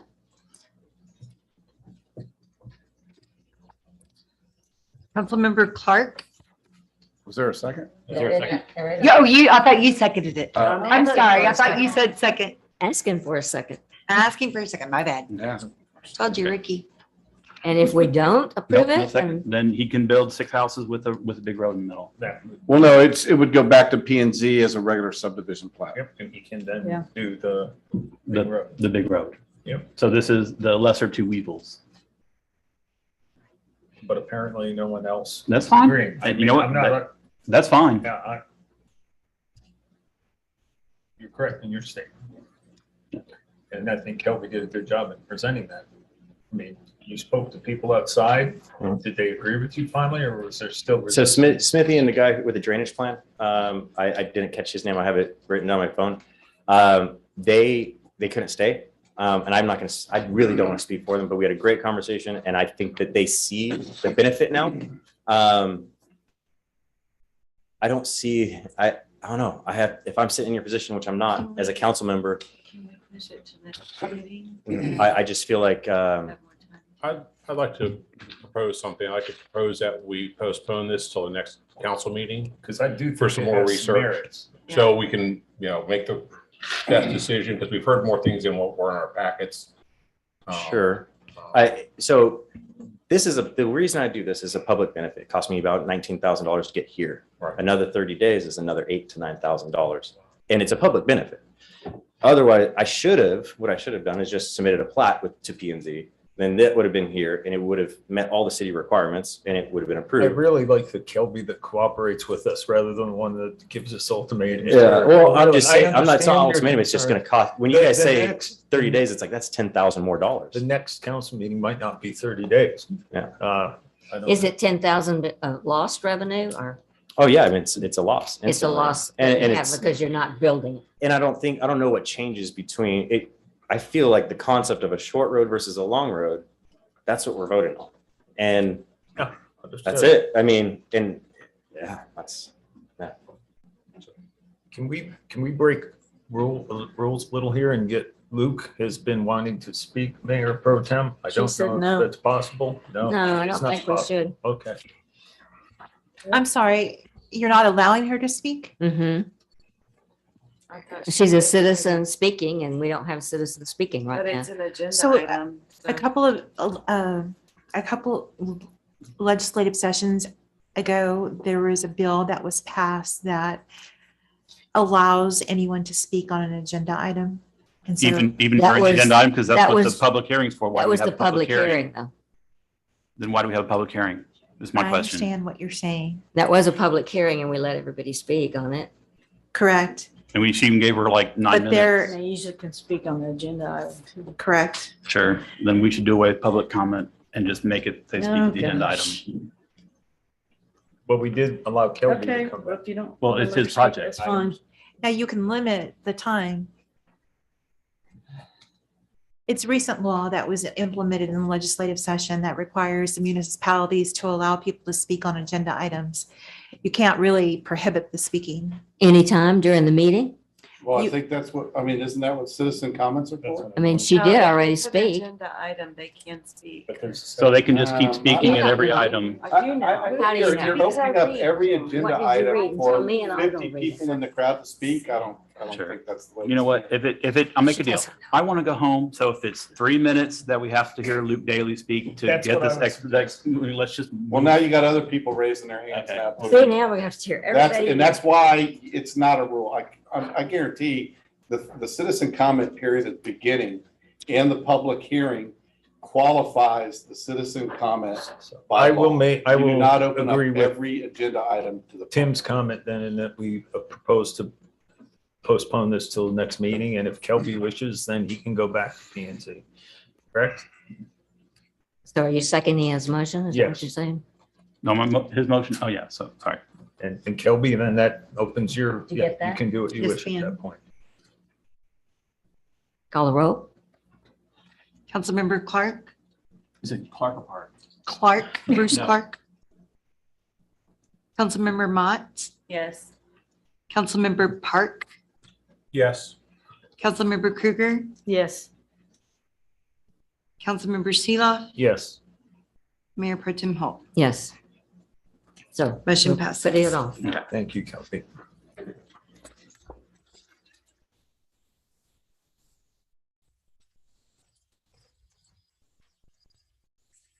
I, H. H. Oh, yes. Discuss and take action on alternative parking plan for a proposed wine bar. Applicant Leslie Smith, property location 119 West Roberts. Okay, so our city code does allow for an alternative parking plan that allows a deviation from our regular parking guidelines that has to be approved by planning and zoning and city council. We did invite Chad Schmidas, who's the chairman of planning and zoning, to the meeting to speak on it. And we also have the applicant here. I got a question, for Nicole. I know a lot of people kind of think, so just my question is, if they were to demolish this wood building on concrete block and put 2 or 3 more parking spaces behind that, this would be a non-issue. Is that correct? No. That's because we're asking for the complex. Well, I understand that, but it would add 2 more parking spaces. So here's my concern.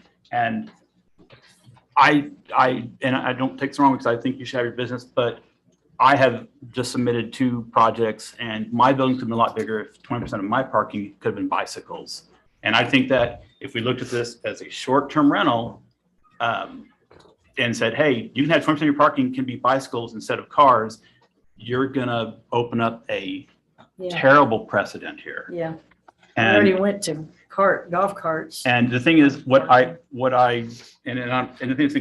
think that, yes, if we got rid of that wooden building, the bike thing, and I don't know, it feels wrong to count bikes. I know that the intention was, yes, bikes count, but that was more for like a birding center or a thing, and not necessarily as a way to get out the thing. Now, one of the things that you did say is next to you is a storage lot. Have you talked about an alternative parking plan there, making some kind of cross parking agreement with them? Which lot? It said, With Treasure Island? no, it said, equipment storage. It says Castaway Seafood Grill, a short-term rental property, a heavy equipment storage area, and backs up to the VFW. Have you talked to the heavy equipment storage area about a cross parking agreement? No, they're an active business. Okay, They well, have equipment yes. going all the Sure. time. Yeah, that's, no. That's Justin Shanklin's Yeah. storage lot. and Well, I he's understand. coming in and out of there. Yeah. Well, you said at candidates nights, you need to enforce ordinances. And this is an ordinance that, I don't know, what if people don't want to ride bicycles to a bar? And then what's going to happen? Well, basically, I've got 7 or 8 parking spaces there. Right. All we're talking out is essentially, instead of having, where we have the handicap parking up in the spot. So we have 3 golf cart spots instead of 2 parking spots. And we're talking 2 to 3 spots is what this. How many discussion are is. you supposed to have? How many am I supposed to have? What's the Well, rule? it's P and Z, you're gonna have a basically bar, the rule is and you're gonna have 40 people, so how many parking would you have to have? Well, for 40, you would have to have 10 parking spaces. And You have to have, for the. But if we got rid of this garage barn storage shed, you could then put three, it looks like according to this plan here, you could put 3 cars behind there and then you would exceed your parking. And one thing I know about business is you don't underpark for your clientele if you want to be in business. And I will say that just in defense, I do know that Treasure Island had to apparently buy the property next to them, demolish their property to put a parking lot in. Is that true? They destroyed a historic building next door. to I understand put their that, but we parking lot also, in. That's we as a correct. city council also shut down a historic building, which was the old little blue shops next to the Island Cafe, and I guess now the tattoo shop, because there were like 3 parking spaces and 4 business there. And the tenant across the street, Mr. Hall, complained that he was losing about 10 parking spaces from people parking there and walking across the street. He thought that was unfair. And I kind of think that this might be unfair to Treasure Island if they use if your clientele uses their parking spaces. It's not a very large building. We're not going to have the capacity that you guys are envisioning on it. The whole point of, the additional parking spaces was to essentially make this more economically viable, because if it's not economically viable, why am I trying to save an old building? The whole point was not to tear down anything. It was to keep the buildings in Old Town. This building is from the early 30s. Right now, we're still doing some research on it, and we don't want to tear anything down if we don't have to. It's just to accommodate just a couple more spots, just to make it a little bit more financially reasonable. I just It's think not parking is becoming more and more of an issue. Mhm. And I just think that all I'm doing to this, if I would say yes tonight, I'm going to make a very unhappy city council 2 or 3 years down the road when they're parking on the street Right, and they're- saying, what are you gonna hey, do when where they're is it? parking on the Where street? they're parking in my, Treasure Island says parking. Why did you approve this? Or Castaway's like, why did you park there? So Leslie, so in the front where you have these 2 motorcycles is your handicap parking? The handicap is off to the left, yeah. To the left. Oh, to the left, I'm sorry. And then the other Because part again, is, because- Okay. Yes, is golf because- carts, right? And so Because this is the supposed to handicap be- spot has to have an 8-foot aisle. And the So- rest of it's golf carts? Yes, and then the other 3 are golf cart Yeah, spots. so the golf cart spots are actually too small. They're too small? For 6-seater, yes. Yeah, I was gonna say, The, A 6-seater is 12 feet long, Yeah.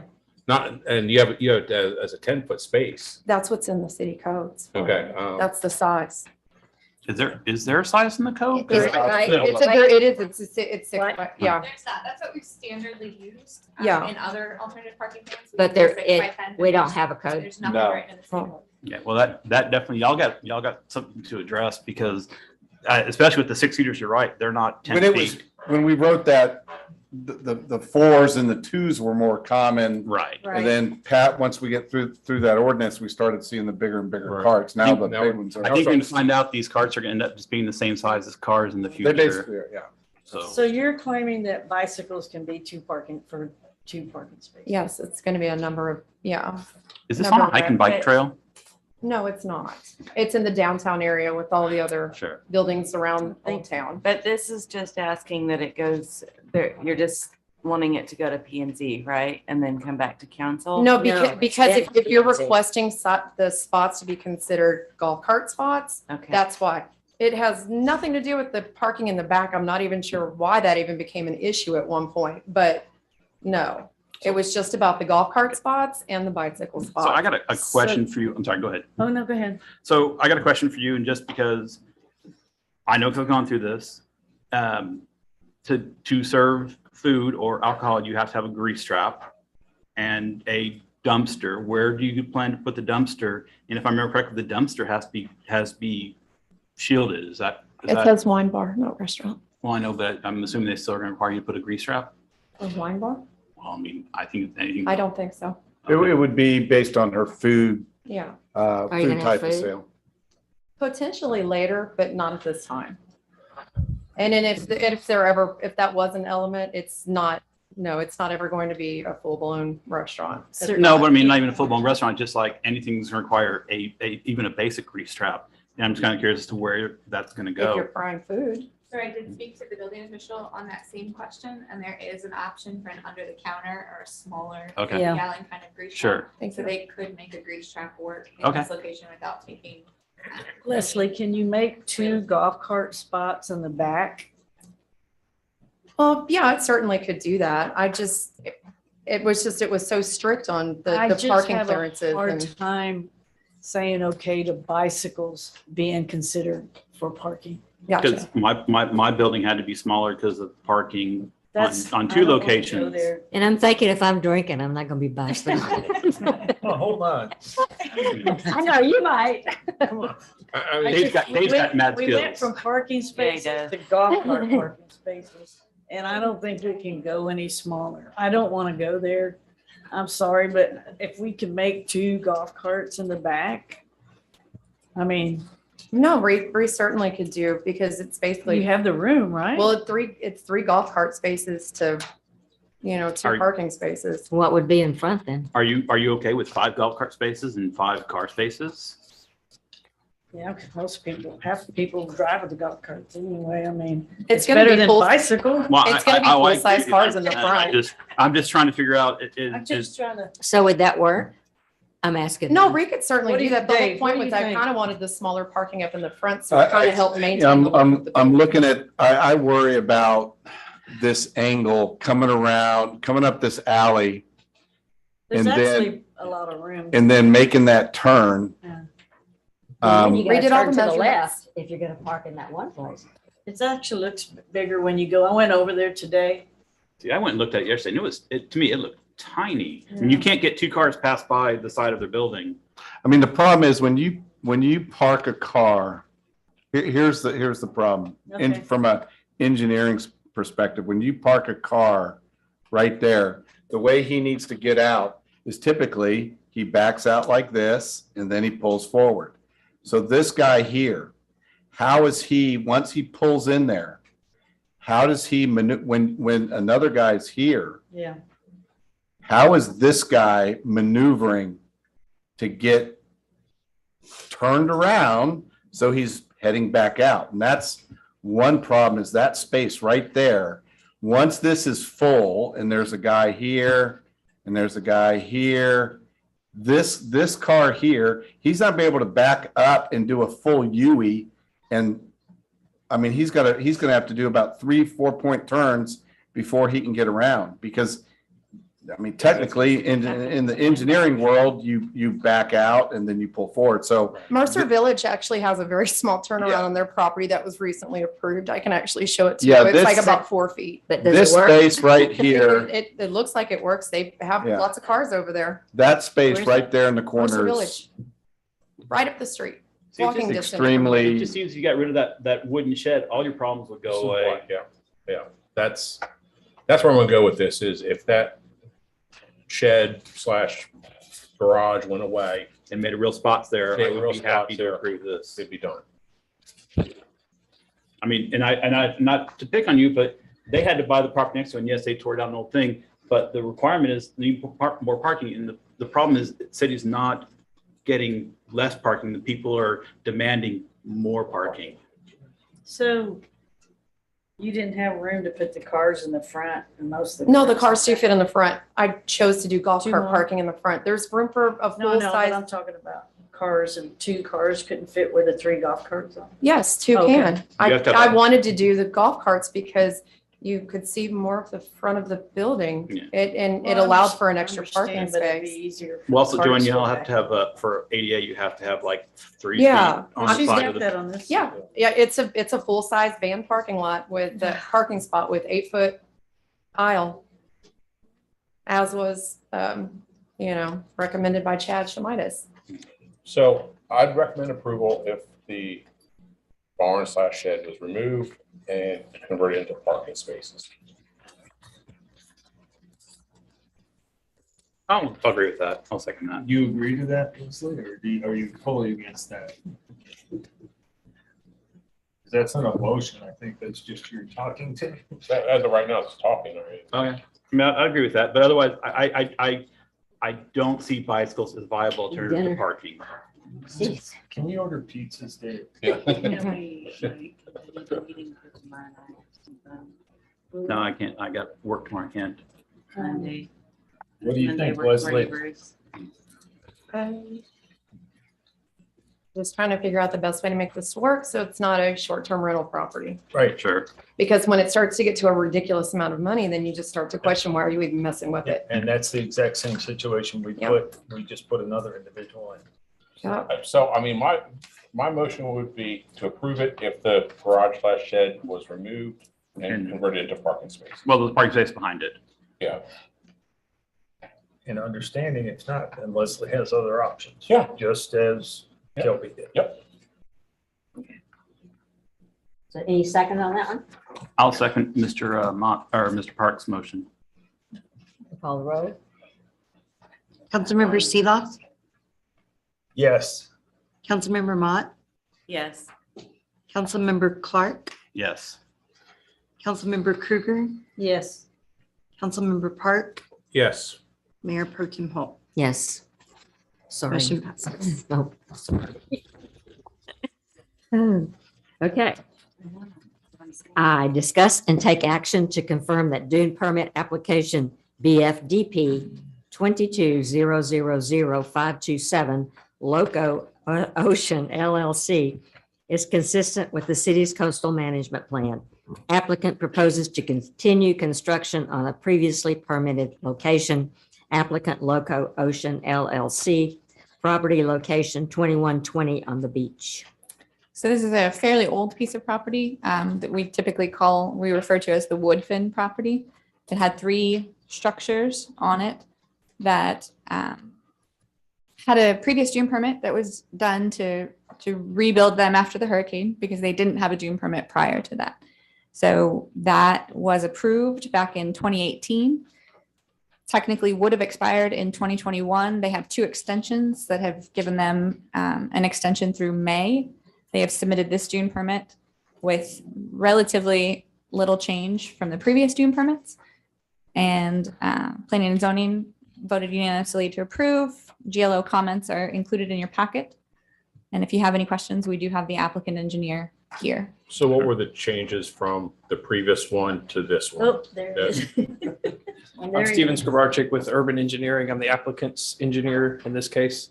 The changes are, we have an updated LiDAR survey for all of Port Aransas.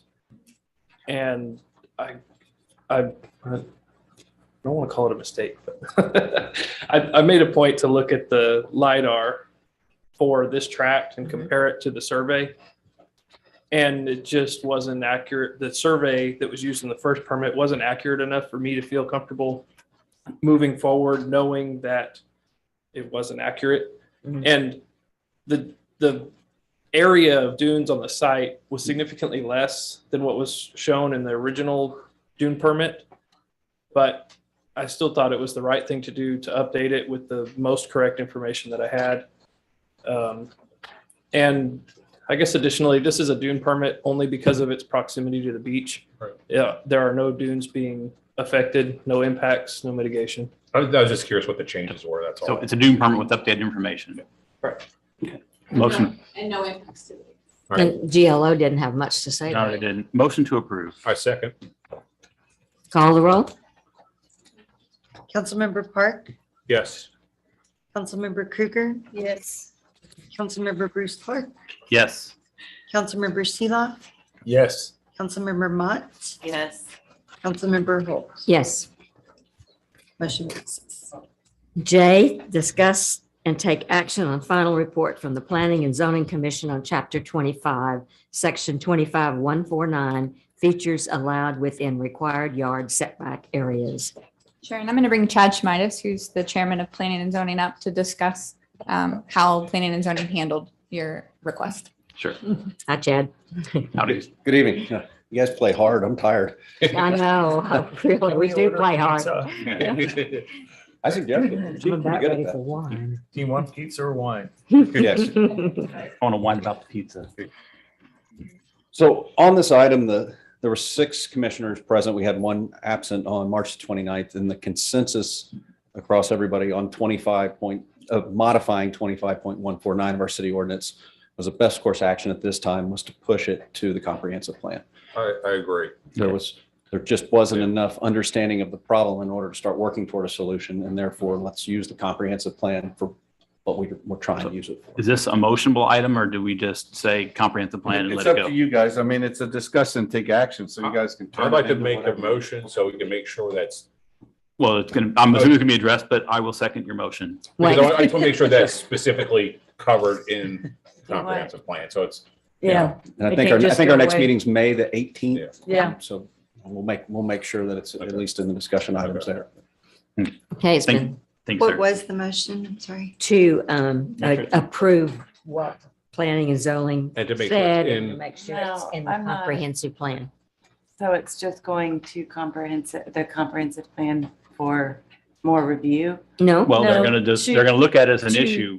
Decide, decide whether to put it ordinances, forward in the you plan. know, to look at it and see about the setbacks or what was in. So they're just looking at it? Yeah. Nothing's, Well, the comprehensive plan Well, is. you know what the Well, we comprehensive will plan is, if they is need changing it. things. Yeah, change the ordinance. Basically, they didn't understand, according to, and I'll put words in Mr. Smith's mouth, but they don't know what the problem is. Their task was to look at things and maybe they didn't see a problem. Is that fair to say, or not clear Well, enough? How? I think we came, because I was at that meeting also, that the swimming pools were some of those, you know, about setbacks for swimming And air pools and other conditioners. things. all those things. So, It was air conditioners, mechanical equipment, and pool. Cantilever, And setback or Yeah. overhangs. Yeah, That can go so- 50% of the setback under. what were permit. setbacks in Austin for swimming pools? I never had a swimming pool when I lived in Austin. I so know, but I'm can't- just saying, didn't you build up there or? No, I was Oh, in the you didn't energy just business. here? No, this was an accidental job. Okay, That's- so I mean, I looked and it was 5 foot. Most cities are 5 foot setbacks. You can't build a swimming pool in the setbacks. You can put the walk away around pools and stuff like that, but you can't put the pool right against the fence. And it would be hard to do because you still have concrete and coping and all the other pieces. So that was where the conversation started is if we're talking about moving swimming pools roughly 8 feet to the water's edge, what's that going to change or what's that going to modify? And then at some point, then the conversation got to swing sets, trampolines, fences. Yeah, so I guess- Whole home generators. I mean, Right. at what point, where do I you guess draw the line? There's state regulations on swimming pools also. And so what if the Yeah, kid they- behind you climbs the fence and falls right in the Well, pool I think, that's right against yeah. the fence? Well, I guess commercial, you have to have a fence. I don't know about private. You absolutely have to. Yeah. Fence. Now, There's a lot of rules. There's a bunch of regs on the barrier. Okay. Yeah, you can't have a chain link Sure. fence. It I don't has have to a be pool. most- I don't have a pool, so I don't know. That's one thing that it's nice to visit other people who have pools, but not Well, if having you couldn't stuff. put the air conditioner on the side, you know. Well, you that can't- 5 foot setback, 10 foot, whatever it is. Well, I mean, traditionally the ACs were, you have the building and then you have the ACs on the side so they can get worked on, not underneath the building or. so we're going to basically table it until it If you goes. don't- So it We're goes gonna go to comprehensive plan will. comprehensive plan, which is May 18th. We're gonna. So it's not coming back to council? No. Well, it's Eventually ultimately, it will. Eventually in Yes, comprehensive. it will. yeah. Yes, it Yes. As an individual item? No, it's No, part of a in the comprehensive plan. comprehensive Okay.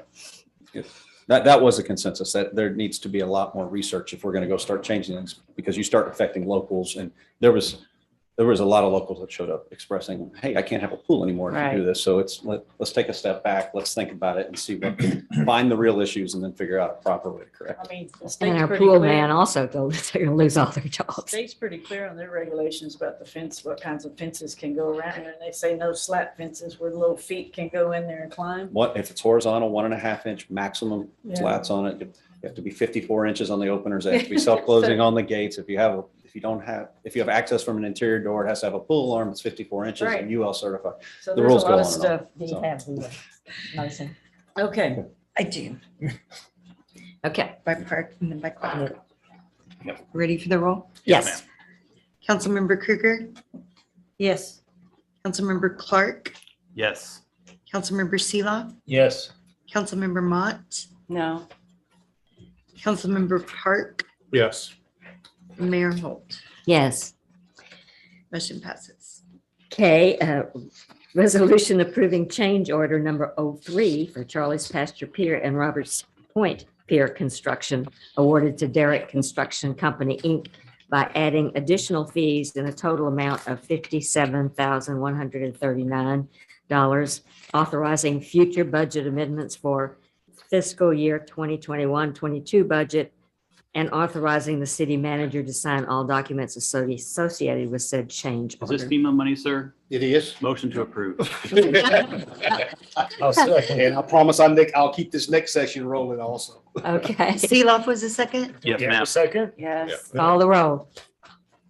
Yeah, you can Councilmember- stay up there. Councilmember Bruce Clark, Yes. Councilmember Seeloff, Yes. Councilmember Mott, Yes. Councilmember Park, Yes. Councilmember Krueger, Yeah. Mayor Pro Tem Holt. Yes. Okay, presentation and general discussion from Broadus and Associates on Hurricane Harvey I'm going to hit the recovery. high points only. How's that? And we have a lot of them going on right this Well, minute. we like to hear it all. Public safety building, we had the second advertisement and the pre-bid for the demo this afternoon. We opened bids the 3rd of May. We're on schedule to have our design completed by the end of September. So we should be able to advertise and get the new project advertised and So when rolling. approximate groundbreaking day? After we get the bids in and all, I would say, I always like gravy. Right, yeah. I'm gonna say first of the year. Okay, that's kind of what I was thinking. Okay. All right. So if we can get it done before that, Right. that'd be great. Charlie's Pasture Pier, Roberts Point Pier. Robert Point Pier, as you can see, all the piles are stood. They're gonna come back and drive those into the correct elevation. Charlie's Pasture Pier should be finished, when I say finished, all the piles in place by the end of this week. Now, we've had a small delay in FRP, which is how we're not using steel rebar, we're using fiberglass reinforced rebar. We've had about a 2-week delay on the Ansel Brundret. All the piles are in place on it, but that's for the pile caps. So about 2 weeks will be started on that Ansel Brundret. The drainage will be started sometime next week. They'll have the catch basins in place. How's that bathroom down there? Ma'am, Ansel Brundret bathroom. I heard it's it'll beautiful. open when the parking lot and everything opens at once. And it's all brand We new. want to use. It's never been $1 used. million. Yeah. It's expensive. It's gold plated or something. Oh, it is. As you can see, the Nature Preserve project has started. They started over on the North Loop. That's under construction. The bulkhead, Shirley and Son started on it on Monday. They're pulling up all the loose panels and bringing in fill. So it looks a whole lot better out there already. I was out there almost every day. But gas distribution system, we had the pre-construction meeting this morning. We'll probably start construction on it in about 6 weeks. You have a lot of documentation issues, safety issues that we got to make sure everybody's on the same page, and then we'll get rolling. Any other questions? So on the gas distribution, do they have like a plan? Like, are they going to start at one end of town and work to the other? Or Yes, it's going to be phased. We'll finish one phase. We'll get it to 75% before the contractor can move to the next phase. Okay, so there's going to be. Yes, sir. How many phases are there? If I remember correctly, I believe there's 5. 5, okay. Now, we're still going to sit down and have another meeting before construction starts because we've got a problem. It's not a problem. It's a work through with the water district because they only have X amount of employees. And if we run more than 1,000 feet for locates during the day, then they have trouble trying to keep up. So what we're planning on doing is kind of a slow process to get started during the summer tourist season. And then after Labor Day, then they're going to kick in full speed. And then once we get back to spring break, they'll kind of slow down through those summer months and then we'll pick back up again. And the contractors are agreeable to all this? Oh, yes. Like I said, we met this morning. Well, I just make sure that, that. Yes, sir. because Absolutely. I know once you get in and start on a project, they want to get moving on it. So, We're going to be on top of it. okay. Guarantee it. Great. Thank you. Thank you, sir. Any other questions? Thank Keep up the good work. Have a good evening. Okay, update general discussion, update general discussion and possible action on renaming Beach Access Road 1 to Tony Amos Beach Road. Councilman Seeloff and City Attorney. So we've started the review. We got urban engineering, city engineers doing the research into the first thing that Roxanne's going to needs is where did these roads come from and were they legally dedicated? Is that correct? As a city street. So To they're, rename yeah.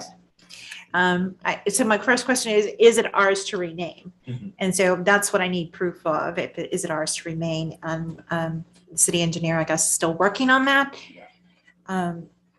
I did think about a workaround with Mr. Parsons, and that is instead of like renaming the street, actually just memorializing the street so that it remains Beach Access Road 1, but it's memorialized as Tony Amos Beach Road. That's fine, I mean, unless you want to really actually rename it, so. What does that mean, memorialized? You can put up really nice, like, for example, if you're going up the highway to San Antonio and there's been an officer that was killed in the line of duty, it'll say this stretch of highway is the, Memorial. Bill Johnson. Yeah. So it's not So a they- change in name, it's also known as. Does that make sense? Beach Access Road 1, also known as Tony. Regular street signs, Memorialized. so literally just, well. Well, it would be like a special memorialized. Yeah, you can have, you can make them really nice, That was the primary. The secondary one was to eliminate the confusion between the two, but so what you're saying by doing this, it still Well, exists. they don't know yet. for sure, Right. So what I'm saying is it depends on how fast you're wanting to go with this. And If how you're much giving it, money, I don't want to spend any, this is. Well, I mean, so this is, I mean, I won't put words in your mouth, but so the memorial is, we just put up signs to say the Tony Amos Memorial Access Road 1A. Is that correct?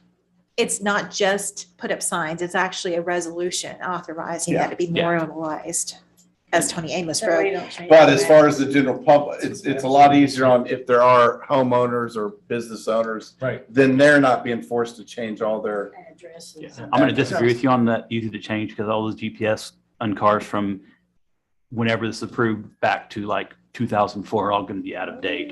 I You know that, understand. Look, I mean, my primary thing was to honor and recognize Tony Amos. Well, By the- doing the memorial, I think we would get that small amount. So I would go ahead and agree with the moving forward in that direction. Well, let me just say that there's this committee on signage and wayfinding that's going on right now. That's good. And they're coming up with things like that you could use, colors and size and how to That's right. recognize places. Probably So still need to motion to approve to memorialize it, and then the signage would be part of the wayfinding. part of the wayfinding, yeah. That's- Yeah, yeah, David, yeah. are you okay with that? Perfectly. I will second that. I would prefer to actually bring a resolution that actually list in the resolution Tony Amos and what he's known for and represented with actual approval of the I already sent you resolution that. to Okay. memorialize. So just take that verbiage I sent. Yes, and so we'll place it on the next agenda Thank for you. the resolution approval. Excellent. Okay. Awesome. Thank you. Good idea. Good. Oh, general discussion and possible action to direct city manager to implement a checklist of GLO recommendations as it pertains to properties seeking dune permits that require mitigation. Council member Mott. Oh, you missed in there. In, Joan. Oh, Oh, another one. General discussion and possible action to direct the city manager to implement a formal tractable resident complaint process for each department. Council member Mott. Yeah, Dave, basically, if you can come up with something that, people can voice their concerns, Mhm. complaints, it can be tracked, where council can also look into it, or at least see what the solution was, Right. that kind of thing. I talked to Peggy. She said we already have one on our webpage and that she could get with our in-town web people and they could just expand it to all the departments and put in all those filters that you guys want. Awesome. So I think we can do that pretty easy. All right. would that help you out? Yeah, I mean, it's always nice to have trackable information. Right. So I can bring you guys I'll bring you guys examples next meeting. and show it to you. Is that agreeable then? Yeah. Right. Let's go. Sure. Okay, general discussion and possible action to direct the city manager to implement a checklist of GLO recommendations as it pertains to properties seeking dune permits that require mitigation. Okay, so that, when they request the permit, that's going to require mitigation, the GLO makes the recommendations, they're listed. Yeah. So basically, I typed up an example. Of course, we don't have to go by this, but it lists the recommendation. It has a dates checked as the city official's printed name and signature and any notes they might have. So when they go check on the particular recommendation, we know, when it was checked, what the status of it is, because that can take years, I know. So, I mean, if you have any ideas on that. Is this Dave. already something that the city does? Because I kind of thought it We've always did. struggled with it. Have we? It Yeah. always has been a struggle just because the time frame for a dune permit is so long. Okay. It is something that we go out and check. It's not something that we have a formalized written process. Okay. But it would definitely help. Sure. Yeah. Yeah, I think that would be just, because there's, I mean, so, you know, people change, people forget, you know. It's always good to have it for proving up to the GLO that, you know, because I think in the GLO, it says we're supposed to be. So it'd be. Well, it it'd be always good says to that have- you're responsible for this and this and Yeah. this and this and this and this until you get it It done. definitely would be great to have a tracking web, I you think, know, yeah. and just so as staff turns over, you have, you know, they can come in and go, oh, this Dune permit from 2017. Oh, yeah. So is it possible to do, instead of having a paper, doing it through one of our computer systems? or- Electronic. So right now, we already run our dune permits similar to how we do building permits through the online process. We could add whatever kind of checklist you want into that, you know, Yeah, and that way. similar to we do new house construction with the inspection steps and the processes. It's just something that's going to be, that one permit is going to be open for a lot longer. Right. I think that would be the best thing to do. And that way, there's not actual physical papers that can get lost and, you know. Sure. Yeah, we'll bring some, we'll bring it. And would that include the follow-up that you do to We can. ensure Yes. that they've done what they're supposed to be doing? Yeah, that's the example I was using. Oh, thank you. Are we ready? Discuss and take action to appoint members to the Old Town Preservation Advisory Board. I need to take a wrestling break. I second that. There's only one doctor. Sorry. And I know, right? Oh, well, then I kind of know where this came. Can we do the city manager's report tomorrow? It'll be I quick. think. Let's just get it done. And go. And the finance report tomorrow. I'll just say, any Yes. questions, and then if no questions, you say, and we also get out and move on. I don't think we need to spill out for. I want to talk about my grant. My grant. I have grant. I saw that. Howdy, sir.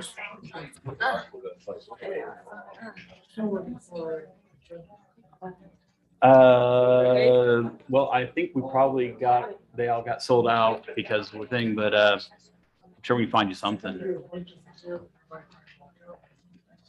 Is there a trash can around here? Probably looking. There's no more talking. Sorry. Is that what you're asking? No, we can look for agenda. An agenda. Darn, I just gave one away to somebody. Do you have an extra agenda? I don't have, I try to go all electronic. An extra agenda? He wants an agenda. Oh, and I just wondered if you had an extra one somewhere. I thought I got you one. I don't know that I do, Barney. We got you one, didn't we? He wants an agenda? How about Oh, I thought we gave him one. No, we gave it to somebody else, I guess. How about the table? No, we gave it to him. Barney, I gave it to you. Here. No, I gave it to you. Oh, here, Barney. Oh, you got one? This is what wrote that? I know you gave him an agenda. Nobody took it, Barney.